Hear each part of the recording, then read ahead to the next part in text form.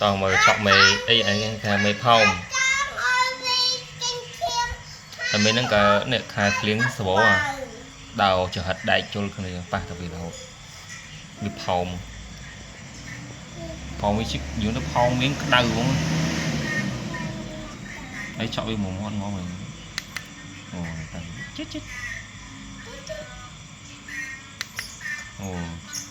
khoáng mấy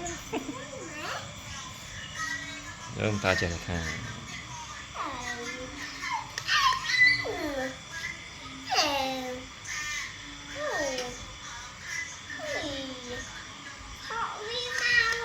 chói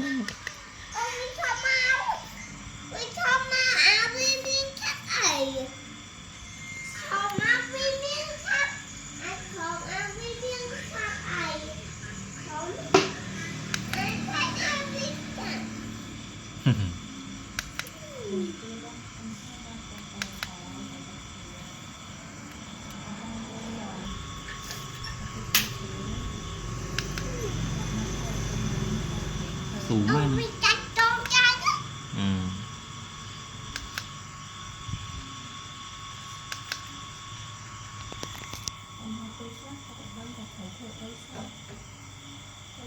đã sẵn một tiền này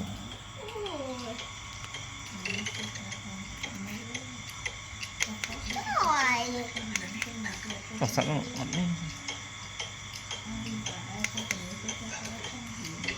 Oke guys, thank you for next video.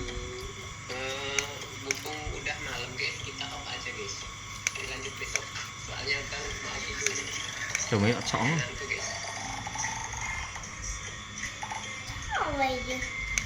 Băng vi ông cho bìa.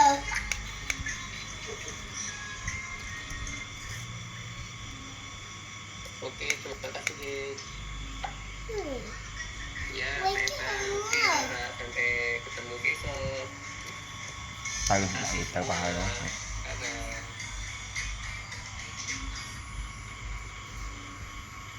Trồng khắc mới chọn nó. Nó bật cạnh. Cạnh nó. Chọn chó mới chọn. Ô nó phơi sai rồi. Ô từ. Ô làm chụp mắt không? Ô nó thò tay thò chơi này.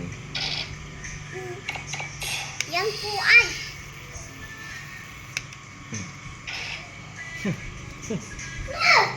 Chuyên nghiệp, cả chuyên nghiệp.